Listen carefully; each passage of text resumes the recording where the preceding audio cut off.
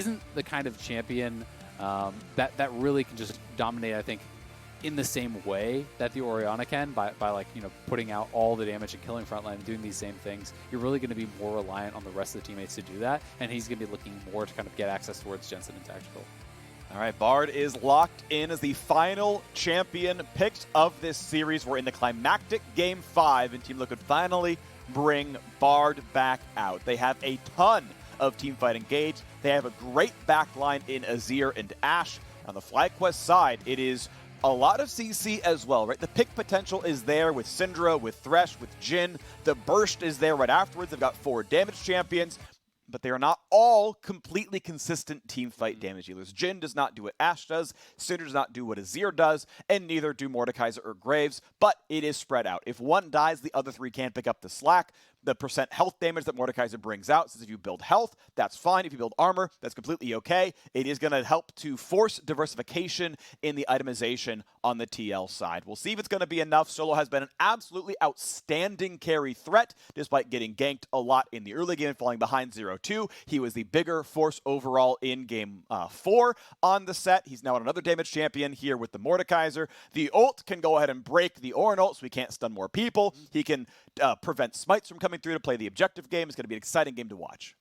I think so too, and as far as TL goes, this is the most TL comp they could ever go for, right? Yes. You essentially have 2 high damage dealers for your marksman, for your mid laner, a bunch of tanks in front of them to protect them. You play front to back 5v5. That is how TL got where they are. That is how they went on a 16-1 streak, you know, playing this style, playing very few mistakes and just waiting, sitting back, fighting at dragons, out team fighting their opponents. So they are fully in their comfort zone here.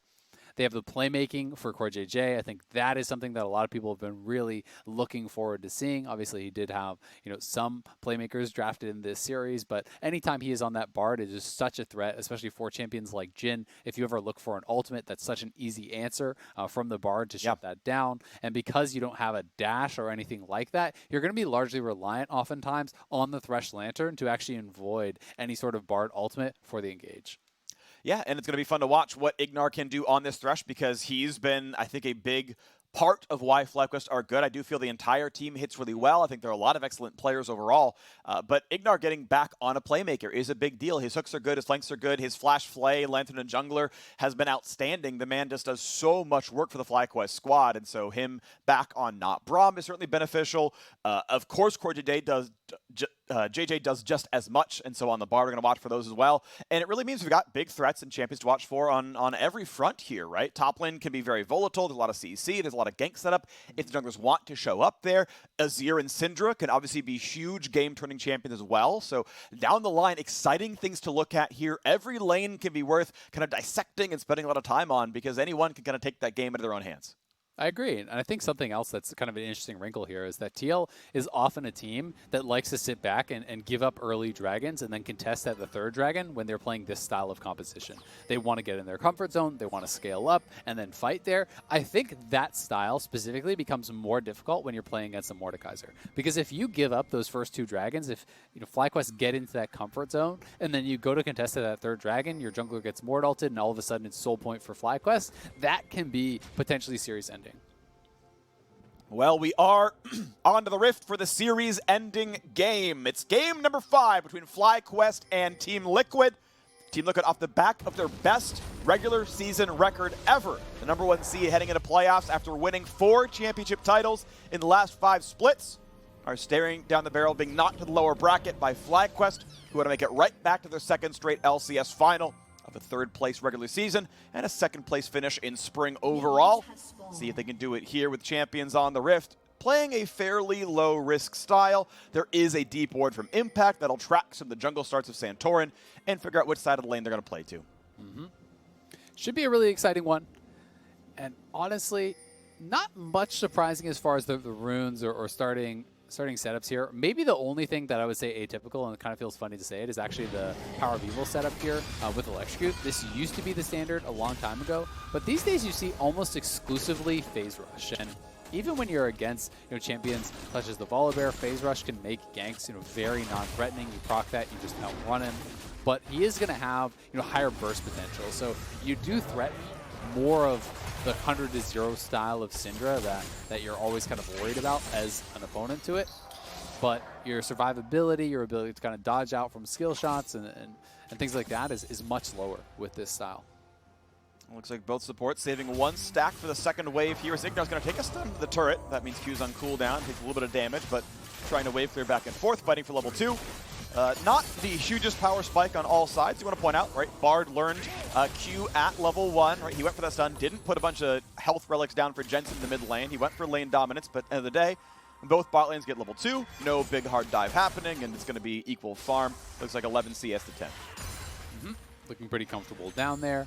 Jhin, fairly strong laner, and neither of these guys really going for a super lane dominant support, so I don't really see any big advantage on either side. I do think it's just mostly about the skill matchup here. Can you hit the hooks as they do there? CC chain, they're going to ignite him as well. There's the late play backwards. He's going to try to wait at the exhaust and doesn't quite do so. Health relics picked up. He's going to be just fine. I like that layering, though. IgNar waits on the flay until after Turtle's W. That is the correct way to play his lane out. Don't make your teammate miss his skill shot. Do the easy setup. Big damage there, but Ignite was burned. Heal was burned on the other side as well. Summoner's down.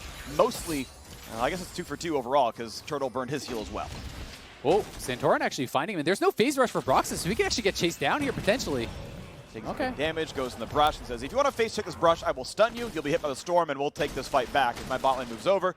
But it is still damage dealt. It is recall forced out of Broxah, as both junglers will take their 5th camp now. Santorin looking to get bottom scuttle, which will definitely help the ability of his bot lane to play aggressively, and he can look for more of this soon. And it should be double scuttle, honestly. You should just be able to run straight through mid lane, help PowerOfEvil push it out if he needs it. Doesn't look like he does, and you just go straight up to the top side. So that is the advantage that he is going to get, is double scuttle, which always feels so good in the early game as a jungler here. I wonder, thinking back to that 2v2, could they have committed forward to the all-in, if IgNar walked forward and actually took out both those health shrines while CoreJJ was CC'd? Because if he doesn't have that to retreat back to, maybe you have the damage to actually finish that off. But that's always one of those really scary moments to try to commit all the way forward to that, because if the Volibear is behind them, then you could just really look silly. Yeah, because if you're just walking around lethal tempo Ashe, you are going to eventually die there. Aftershock times out, and she is just throwing 1.3 attacks per second at you, and it's not going to go very well. But now another fight in the top side as the jungler is coming. Solo getting some damage on an impact. Santorin's here, nearsighted, has to flash to know when the Q's going to come out. And that is a nice gank. Not a lot of time was spent out of Santorin. Has a temporary 1 camp lead, and that's going to feel good. Yep, going to be feeling really good about that. A lot of it on the Graves is just about being efficient. Be able to win any sort of jungle duel if you run into your opponent, taking camps consistently throughout. You can see that Broxah is going to move in, try to take back these Raptors, get a little something for Santorin showing on that top side. And this is important because you did lose double scuttle, and Broxah likely will be a bit behind as a result of that. So you take away as many of these camps as you can, and especially because Santorin is now going towards the top side and Broxah left that little Raptor, it's going to delay the respawn on those Raptors for Santorin quite a lot.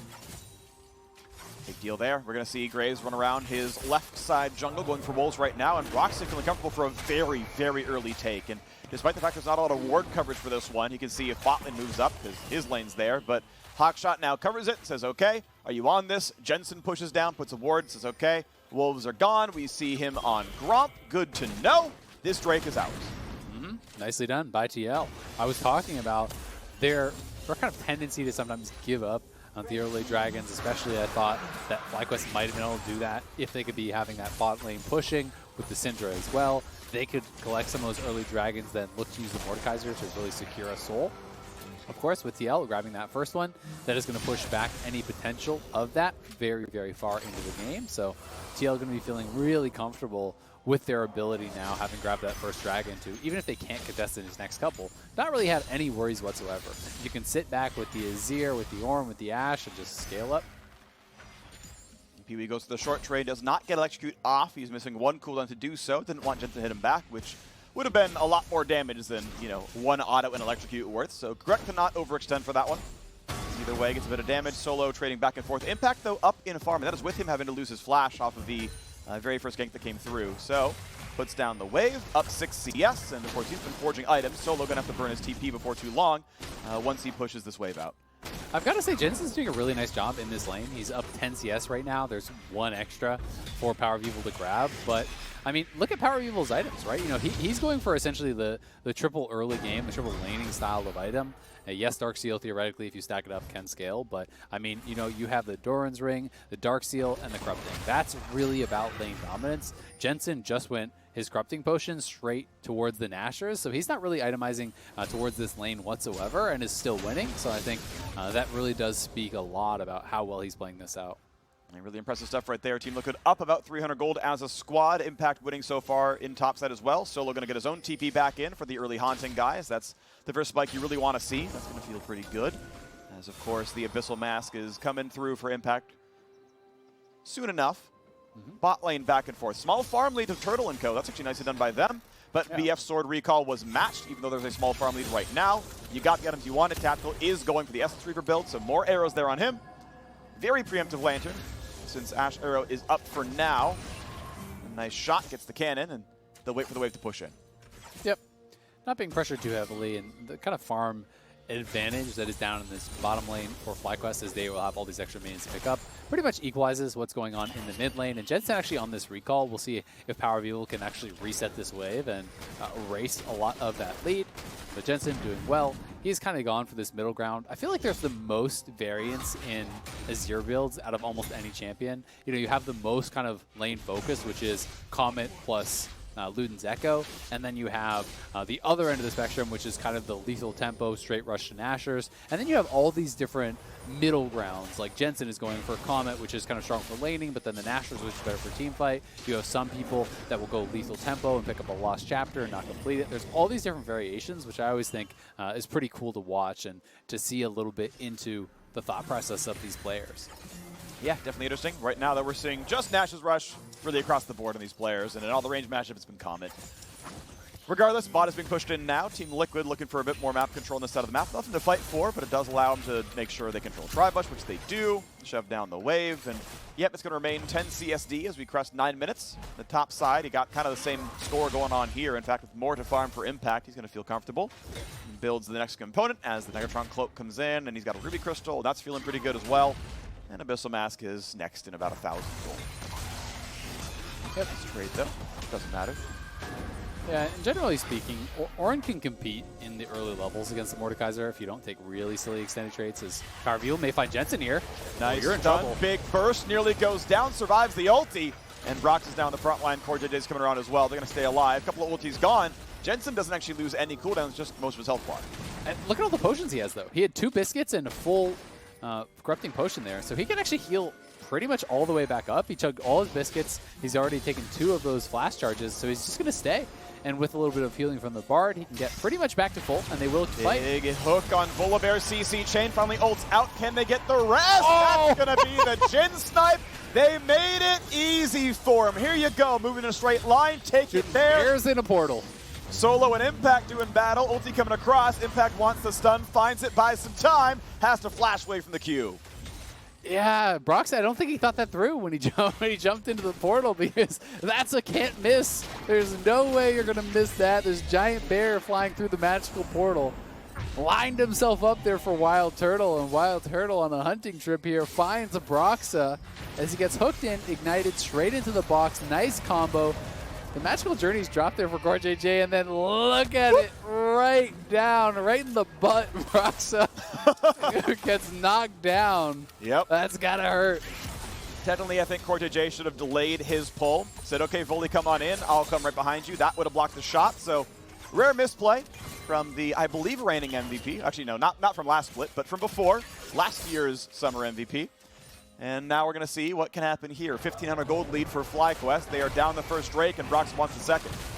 It looks like he's going to get it. We just don't even see FlyQuest making a move over. I'm honestly really surprised that they're the ones kind of sitting on the back foot as far as these Dragons do go. Team Liquid has been able to set up very well around this. You know, FlyQuest has not seemed to be interested in fighting for it. But it is surprising to see the team, you know, with the Syndra and the Graves and whatnot, being the ones who want to sit back and give up early Dragons to Azir Ornn, right? That I think is very concerning. All right, 1,400 gold difference, but 2 Drakes makes it up. Infernal Soul is going to be the map, so goodbye to some of the brush. More avenues to walk around are now going to exist in this one. Brush traps can be really spicy and often very good things for Thresh, right? Lancing over walls, hooking from Brush. I think it very slightly nerfs Thresh overall. We'll see if Infernal Soul can come through. If it happens, it's 20 minutes in the making on the FlyQuest side, or only 10 for Team Liquid. And hey, they wouldn't mind some burst. There's a couple of squishes that they could go for. Really really no one is going to be that tanky on the FlyQuest side. Thresh support, yeah, Aftershock's good, but without that, he's frail. One of the things I always kind of find really nice, too, is that some of your low damage members can have their poke matter more. You know, all of a sudden, Ornn just hits you with a Q, and that Infernal Soul proc on top of that becomes a lot more annoying. A tank of Volibear drops an E on you, and all of a sudden, that's pretty annoying, you know? These little pokes and prods from your opponents start to really add up. Well, first major item in the bot lane is completed by Turtle. He has Stormrazor done, whereas Tactical is on move speed and otherwise components. No CDR yet for the Ashe, and Turtle going to be a little bit scary as they are stacking up their gold incomes, moving around the map. Swifties in for IgNar, lets him move around the fights pretty well and maybe cut away the Volibear and the Ashe and whatnot. Nice sidestep. Tactical keeps safe, keeps the farm going. But still, we keep the 10 and actually more like 13 farm lead for Turtle in the bottom lane, so well done there. Very nicely done. Up 2 waves. You're going to be pretty happy about that. But at the same time, there's just as good of an advantage, really, for Jensen over here in that mid lane. And potentially even more, depending on how much of this PowerOfEvil will pick up. We still have that Rift Herald over on Santorin, so we'll see what he can get done with this. I want to see him drop it, and it looks like it's going to be top here. They're trying to play away from the Bard, remember, because of this Bard interaction. Look at CoreJJ. He was actually anticipating this. He was already heading towards top. Unfortunately for him, he's going to be too late because it is rank 1 of that Bard ultimate. It's a very short range. He won't get here in time, but you can see that he was expecting it. Yeah. That play was 10 seconds off, right? That's some game sense. That is some game sense. And to be fair, that is the turret with the least plates left. Only had 3 there. Solo will have a fairly hard time soloing the last plate. Ooh, he may have to wait. Yeah, well, it wasn't really intentional, but it was there. I mean, this is what happens when you're a solo laner. I mean, to be fair, his screen name was the Solo King. Like, he's like, look, I'm a top laner. I'm really good, in his mind back then. He got better. To be clear, he got better. He was not as good as he is now. Why are you blaming him in this anecdote? Because I suck at going into tangents. Regardless, the man named himself after solo laning. It's impossible to not pun his mechanics and the moves he makes on the map. All right. Thanks. Anyway, he's a very good top laner. Yep. Freak, ladies and gentlemen. Woo! LCS caliber caster, by the way. All Yikes. right. On to the next point here. Down in the bottom lane. FlyQuest looking to continue this push, but not really much threat on that turret. You can see Bard clearing out some vision, always wants to maintain the threat from that Tri Brush. That's actually a pretty key point to keep swept of vision if you are playing Bard on red side, because you can always threaten the Bard portal over the wall with the jungler, where you just throw your ult over from that spot, and then you portal over the wall, and it's a pretty easy gank setup for any blue side duo lane that is pushing. So even just sweeping that out, his jungle wasn't there, but it adds threat that he could be, and it pretty much dissuades any sort of a push coming through from WildTurtle and IgNar. So I always like to see those little moves that can net you an advantage. There we go. Wave getting knocked out pretty easily by PoE. WQ gets the whole cooldown down and knocks down the wave. Going to be answered here by Jensen. Top lane turret needs a Swift Breeze to be knocked down. 20 CSD in the top lane, and there's a Swift Breeze. Solo grabs Solo first turret gold. And it's going to be the move towards Dragon in about a minute. Huge, massive gold lead now on the top lane side. He is the gold winner of this game overall. Turtle up pretty solidly as well. And FlyQuest with nearly 3,000 can start to play for Drakes. And now FlyQuest has to hope that all the work they did towards getting gold instead of objectives is going to pay off. They have 2 of the 3 richest. They almost had 3 of the 3. Now they do. Now they do. So this is one of those scenarios where you must win this fight, really, as FlyQuest. This is what you have built towards. You have built towards being in a stronger position and trying to crush Team Liquid at this point in the game and putting them so far behind in gold, delaying their chance at a rush towards Soul, and then you're hoping that is really going to pay off. And this is kind of the 2 school of thoughts at work around Dragon Soul. Everyone is going to play for Dragon Soul. It's just a matter of, do you invest your resources early instead of farming for gold, or do you wait and delay that to third Dragon as FlyQuest did? Alive in 2 seconds. TP's come across. Rank 2 ultis on several members here. Ults all available. Summoners available on most. PoE without flash. And here comes the attempted play. Stun not going to land just yet, but it's being started. Santorin level 9. Same for Broxah. Near sight, jump in the front line. Solo caught out by Tempered Fate. Flash used by Turtle to stay safe. Re-engage comes in, shots over the wall. Impact the target.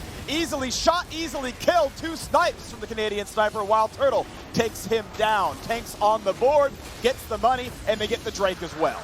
Nicely done. Not even close on that team fight. They did get the flashes, from that Bard ultimate. They got that one off of Turtle, but not able to amount to anything after that, as they really couldn't get any sort of presence in that river. They couldn't cut into FlyQuest and move through those corridors. So FlyQuest not only wins the team fight, takes the dragon, they get a kill, and now they're going to turn this into another Rift Herald, which could be even more of a gold advantage. And no one's down to the bottom side to actually answer Solo, who could get a lot of damage down on this turret. He's building towards the Nashers. He has the Stinger, so the added attack speed does really help with that turret threat, but he's not going to go for it.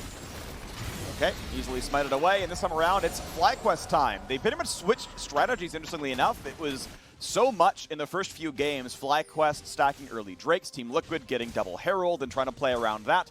And this time around, FlyQuest were the ones getting double Herald and going for turret pressure. So far, so good. The gold lead, 3,500, looking to make that 4K once the Herald takes a turret down.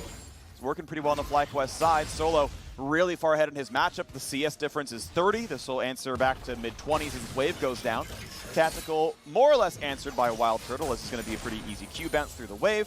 Catches the farm, 14 CSD across the 80 carries. We'll see now as the mid-game moves around what's going to happen next. Barons up in 2 minutes. Not quickly killed, though, by either team. And I do really like the build here from Solo going Nashers, because you may be relied upon to kill the frontliners off. And going Leandry's Nashers, that's really the best 2 items you can have to actually threaten Impact and Broxah as far as the consistent damage in these fights. It really is very, very powerful. Santorin is going lethality. It may just be a pit stop here for the additional vision control with this lethality item. I don't really want to see him go more than that, because you're likely going to be hitting frontline. But, nice try. Nice try. And there is the school of thought where it's like, okay, yeah, but you can throw your ult towards the backline. But generally speaking, I don't think that you have enough backline access as a Graves against double frontliners to really warrant going full lethality. So I wouldn't want to see him go any further than this. I want to devil's advocate that point slightly. This is very optimistic thinking. But Solo is going to ult Impact or Broxah almost every single fight, and he's going to win that fight every time. He's the gold leader in the game. So you're kind of, in almost any fight where you're fighting on remotely your terms, you're getting single frontline. And at that point, maybe that does work out, where you're like, look, we can just burn down Volibear together as a squad. I want to make sure Jensen dies. And through that lens, I like it a lot. Otherwise, yes, Cleaver very much helps Jhin deal damage. His armor pen often comes in fairly late, because he's almost always going Storm Razor, Rapid Fire Cannon, and IE third. So, once the Stone Plate and the chance at Dead Man's Plate and things like that come through for Broxah, you're like, well, he's got 200 armor. I don't have armor pen yet. Like, Cleaver could be really good there, and he can see the Ruby Crystal. That could be Edge of Night, but it could well be Cleaver. My guess is going to be Cleaver, and then it's pretty much moot point, because I have no problem with this first bit of lethality, especially just because this item is just so ridiculously strong for vision control, right? Even lethality be damned, it's a cheap item, it's very easy to complete alongside Warrior for a quick 2 items, and then especially as Graves, it's actually really difficult sometimes to clear out, the 4 hits on a pink ward, for example, so it allows you to clear those out very effectively and have essentially just an additional sweeper for your team, which is always going to be really, really valuable. Yeah, the Graves' quality of life of not having to reload or press E to kill wards is actually a really big deal. Yep. It means a lot. Very nice. So, on the other side, we see Jensen kind of just scaling up quietly. Has farmed very well. He's at 232 CS, and it's not even 21 minutes, so he is clearly farming very effectively. Is the farm leader in the game by about 20. And we'll get pushed back here, but working towards that Nasher is going to be a strong second item for him. May see Spellbinder come through for PoE as well. The move speed there in case you need a kite, but the burst of AP is going to be more than what Death Cap would give you at a second item. You're like, okay, I'm a very bursty champion. I want to all-in using my ultimate. Let's pop Spellbinder. It's better than what Death Cap would have done. Let's go. And so it's really good for those specific scenarios. Slightly worse overall long-term wave clear if you don't hit breakpoints, but you can see, like, if this were, a bit more AP, yeah, that minion was dead, but he autos once and he's losing no time on the push. Yeah. The other wrinkle with Spellbinder is it's honestly just a lot harder to use, and sometimes you see people either just using it early in the fight to try to get in range, and they don't get the full AP, as it it trails off very quickly because it does kind of decay. Or honestly, a lot of times people just don't use it. They don't actually get it off at the proper times in the fight. So it does require you to be a lot better with it. The flat move speed, I know, is something that PowerOfEvil really likes about it, and I've heard him talk specifically about that flat move speed on it when compared to Death Cap. He's definitely a guy that likes to think about his own item Oh, builds. good damage. But here comes the Ornn engage. Could be 3-man stun. It's on the 2, though. IgNar forced to walk back. Burn stopwatch. Is there a re-engage? Is there a play? TP in for Mordekaiser. Right in the front lines. Ults in, and he's going to catch one. He's going to look for Broxah. Broxah flashes over the wall and wait for the magical journey. IgNar can flay him out of it. How good is this play going to be? Can't get him just yet. Goes through. Finds CoreJJ. Flashes right back out, but Turtle's on danger. He's going to be attacked, but a 1-for-0 so far. Near sight stops damage from Jensen, and FlyQuest live with a 1-for-0. But IgNar has 5 health to his name. Impact forced to walk backwards. Health bar lead honestly is TL's, and Infernal Drake is alive. IgNar kills a ward and can really only play for Lanterns now as TL wants to do more. Yeah, Jensen still has flash and ultimate as well. And with Turtle this low, it is pretty risky. He does have a little bit of lifesteal with his runes. You know, his fleet and his heal is still up, so they're going to stay around. They're going to send IgNar back to base and try to just play this a little bit more slowly, see if they can get healed up and find a good angle to take this. The scuttle's pretty big. It gives Turtle health and mana back. It lets them see what TL's doing the whole time. PowerOfEvil feels safe to do this. Santorin going to get his health back up, taking down the Raptor camp. And as IgNar has recalled and walked back with home guard buff as well as Swifties, he's going to be there. CoreJJ there as well. Ulti down for many. We just have Jensen and Tactical with theirs, and we have just the Graves on the other. Hard engage comes in. They have found PowerOfEvil, but the Lantern gets him to safety. IgNar is there for it. He's going to be okay, but now PoE is low. Ulti back up in 5 seconds, and that'll be the next big play. That'll be the attempt at a burst. He's got to be careful. You get 2,500 health left on the Drake. Burning down, resetting, going back up. Solo on the wings. Doesn't have ulti just yet, but impact does in 5 seconds. The Ornn could signal a great team fight. Tactical very, very low. He's got to be respectful. Big damage on Ornn. When does impact go in? Great smite comes through. Second Drake there for FlyQuest. Ornn comes across. They found 1 kill already. Here comes the re-engage. Impact is in the death realm, and that should be a fairly easy kill. Can they get the damage? Can he do it on Mordekaiser? That's going to be the pickup there, and a second kill comes through for WildTurtle. How can CoreJJ get out? He's got no way through. PoE brought in. They're going to wait for the stun. They find it here, and CoreJJ should lose his life, and FlyQuest get 4 for 1 in the team fight.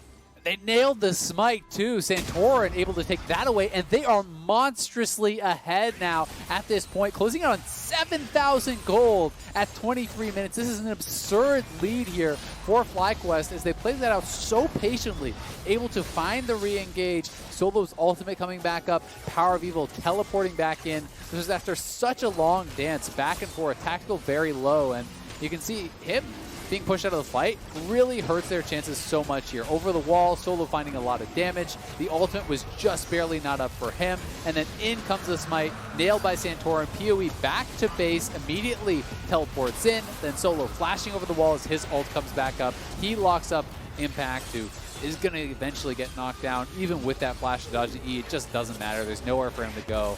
Whew. And really nicely played there, by FlyQuest. Able to chase down CoreJJ as well for the easy 4th kill. They're just out team fighting Team Liquid, honestly, in this series. Overall, they have been better at those dragon fights, and they are so far ahead now. Mikhail's, I love the buy here for IgNar. So much of the engage is going to come from that Ashe, as well as the Bard. This shuts down one of those options pretty easily without your carries having to spend their gold on it. What an impressive run so far by FlyQuest. 2020 has been their year. They are poised to close this one out and make back-to-back finals. The chance at their first LCS trophy, the first kind of non-inaugural org, really. If you count Cloud9 joining the LCS at the end of 2013, there's really only been 4 orgs that have won the LCS. FlyQuest wants to be number 5. See if they can make this one work as they're knocking down waves in the mid lane. Next Drake spawns in 3 minutes. Baron's already up. Impact on a flank move. They see him, but he can still go for the Ornn. Santorin brought back around, is in fact going for Cleaver, by the way. Zonia is coming soon for Solo. He's got 30% CDR. Those ults going to be up a lot. Blue buff now fought over. So you can grab that. Here comes the engage. No stun for Ashe. Impact can't do much. QSS comes late. He can't go for anything else there. That's going to be a big stun at a 3. Out they go, though, with the magical journey. Blue buff, I believe, was claimed successfully by PowerOfEvil. Yep, he's going to be able to get that. But really, there's not... Pretty big fight over very little, right? That was all really for the blue buff. You'd think, oh, the dragon, they're going to retreat back to that. It's not even up for 2 minutes. So a lot of fighting here on that blue side. Both teams wanting to contest for jungle vision. It's going to be pretty tough, though, for TL from this position. It'll be interesting to see if FlyQuest wants to set up around the Baron or if they're just going to continue waiting for the dragons and try to stack towards that soul, because yes, the individual Infernals don't mean as much as they have in the past, but Soul certainly means a lot. And when you do start stacking up 2, 3, 4 Infernals, That's a significant amount of additional AP and AD. It Especially is right for now. Jhin. Oh, yeah. Yeah, it feels pretty good. I think it scales additively with his passive. I could be wrong about that one, which means it's actually worse on Jhin than other marksmen. Oh, I always thought it was multiplicative. Interesting. Maybe it is. Sure I don't that. actually know for certain. So you know, put a page in that one. I know someone else on the internet knows, and We'll check back.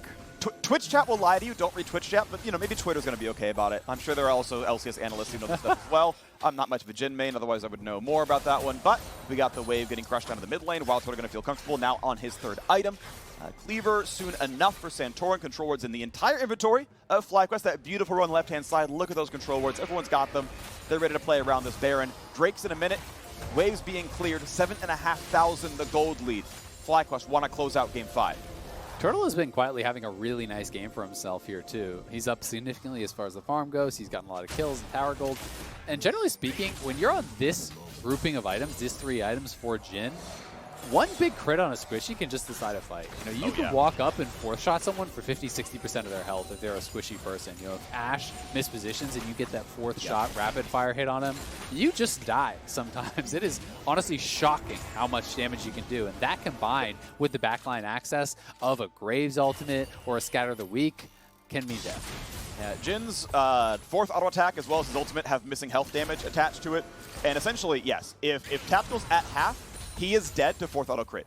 Just period. That is the number. He is dead if he's at roughly 2/3 to half. The ult is going to get him for about 40%. 30-40%, right around there, if it's the 4th shot of the ultimate. This is absurd damage, and Tactical must be afraid. Jensen's in a very similar boat. Not like he has any bonus armor either. Infernal Break is alive, and you can see TL playing top river, but it's littered with wards. There's really no chance for a TL Dragon or Baron sneak. Solo can take this by himself. Turtle helps because they're not doing anything. Wards litter the map. Scuttle litters the map. TL have gotten 2 Drakes and a kill all game. FlyQuest have given them nothing. Yep, and I am very concerned at this point for how TL is even supposed to contest the Soul. Is Broxah even going to be able to get enough gold for QSS? I don't think he will, right? So, you know, as long as FlyQuest has a semi-decent team fight at that next Dragon, you just Mortal the Volibear, who's really weak, by the way. He's 5 levels behind your Mordekaiser, 3 levels behind the Graves, so it's not as though he has really any chance to fight his way out of that Mordekaiser ultimate. And without a QSS, he can't contest the smite. And even if he somehow comes out of that, he's still 3 levels down. So really everything is stacked in the favor of FlyQuest to secure that 4th straight Infernal and give themselves a clear avenue to victory. Here we go. 4-minute countdown until Infernal Soul. And we know TL almost certainly must fight over it. It is not literal GG if it's picked up. We have seen people take wins with Soul. We have seen people take losses against, or wins against it, I should say. But it's Team Liquid on the back foot a lot here. They're going to have to rely on heroics. Tactical might be able to finish Infinity Edge in time. That's an important spike. You've got Jensen kind of between buys, and this is Large Rod, and then a Blasting Wand, which I don't believe builds into a single item that I can think of. And not with that, no, not together. Yeah, I mean, those 2 pieces together aren't any recipe. So I think he bought it for stats. It was like, oh, there's no fight, never mind. Maybe trying to sidestep towards Void Staff, but you have to expect PowerOfEvil's death cap's going to be gone in time.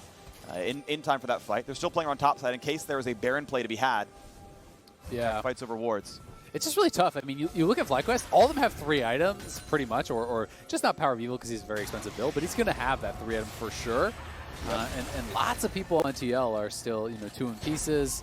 Impact is on 3, but it's, you know, kind of a lot cheaper in that regard. So we'll see where they do end up. It would be big for them if they can get to some of those 3rd item completions before this next fight happens. But, you know, critically, I just don't see how Broxah could scrape together 1,300 gold for a QSS. It really seems like there's no chance of that. Well, he can certainly try, but it's not going to be easy. He's not earning a ton of gold. There's a lot of camps being poached. Yeah, exactly. Like, you need to earn about 300 gold per minute, between 250 and 300 to make it from nothing to QSS, 1,300 gold in the 5-minute span it takes for that Drake to spawn. And this isn't happening right now. He's not getting the money. And as the wave goes down, FlyQuest say, okay, we've got an efficient control. Let's start on Baron number 1. Let's start on this one. Let's get efficient control. Hey, Broxah, by the way, if you try to steal, Mord will ult you. Vision over the wall, shouldn't be a problem. Here comes the play, here comes TP. Is there a miracle? Flash over, Tempered Fate buys some time, but this is easily burned down. This should be no problem. It's smited, it's no problem. Stun's not gonna land on anything important. Solo's gonna walk away. How about a re-engage though? It's a knock-up, but no one's in range to help. Immunes the pullback, and look at that beautiful play. Solo flashes in to guarantee it. Broxah cannot steal. Baron picked up, and FlyQuest can easily reset and wear that buff on the road to Infernal Soul. Just really nicely played, honestly, by FlyQuest, flashing him over. Why risk it on some sort of a timing with Broxah, ulting over the wall, unstoppable, maybe smiting it while he's still in the air or something like that. There's no reason to risk that. The Mordekaiser ultimate lasts so much longer than the Bard ult, so even with the delay there from CoreJJ, it really just doesn't matter unless Santorin has a significant miss-smite. So now with the added advantage of all of those stats from the Baron, which are multiplied by your triple infernal, death cap is complete for PowerOfEvil, so they are insanely strong. Thankfully for TL, they did complete the death cap for Jensen. That got upgraded as well. So they have the Rapidon's Death Crown, they have the Molten Edge for tactical, so those are some big completions for them. Ooh, he still took the stun. He wanted to wait a lantern, but the rest of the squad was coming, but they found a root. They found 1,000,000 damage, and tactical can't heal through that one. 1 for 0 so far. Jensen gets big damage, but it's not big enough. And it's time for the chase down. Solo wants in for more, as 3 kills might be the target. QSS burn to get away from the root, and that means the Death Realm would signal a kill. This could be the game, this could be the series, this could be the match right now. And the LCS Finals and back-to-back splits for FlyQuest as they go towards that first trophy. 5 versus 3. We have seen this before, but this time around the carries are the ones who are dead. TL may not be able to muster a defense as FlyQuest knocks down turret after turret after turret, and the inhibitors follow suit right afterwards. 12,000 gold lead. Dragon spawns in 15 seconds, and FlyQuest say, you know what? We don't need the Nexus yet. Let's pad the scoreboard. Let's grab that neutral objective. Let's guarantee you have no way of coming back into this one. Just not going to risk it at all, and that's the ultimate forced in retreat there from Broxah. Turtle could just hop right over to his team. They can't even contest this Infernal Soul. They could have potentially tried to go for mid lane for the end, but it might have been risky. And this way, they grab the Infernal Soul, they grab 2 of the inhibitors, they have Mordekaiser who can be answered by no one in a side lane, and they can send the rest of the people down to the bottom lane, look for a triple inhib with everything in their favor. FlyQuest are so incredibly close, it's hard to find the comeback for TL. It needs to be something incredible, it really feels like, out of Jensen. A miraculous team fight from Azir may be the only way they could hold on in this game. 20 seconds left on the Baron buff means they might have to fall back here. FlyQuest got a lot out of the Red Bull Baron, 4,300 gold earned, and actually they're looking for some poke. They're looking to try to push TL off and say, we'd like to grab this, thank you very much. 230 damage on a Jensen, a pullback on Impact's not going to mean too much. As timer winds down, re-engage towards Solo. Death Realm's in with Broxah. No way out for the Volibear. Should be an easy fight at the very end of it all. Flash just dodges it. And now Solo has to back off there. Bardol's going to reset. Going to find WildTurtle. Stun to the back line. Goodbye to Jensen. Look for round 2 as Tactical cannot make his way out easily. 400 damage crit there. Barely stays alive. But here comes the rest of it. Here comes the push forward in the 5v4. Stun to the front line. Big damage. Big death on an Impact. And FlyQuest are going for broke. They're going to knock down the rest of these turrets. And again, a 5v3 to Siege. Looking for the roots, looking for the hooks, looking for the rest of it there. As Brox is forced to run away, the turrets are gone. And how can you defend this? It's not going to happen. Turtles has welcome to the LCS, buddy. I'm going to knock you down. It's game over. The Nexus falls, and FlyQuest takedown team looking to make it to the final. Game over, series over. FlyQuest will be your first grand finalist of the LCS 2020.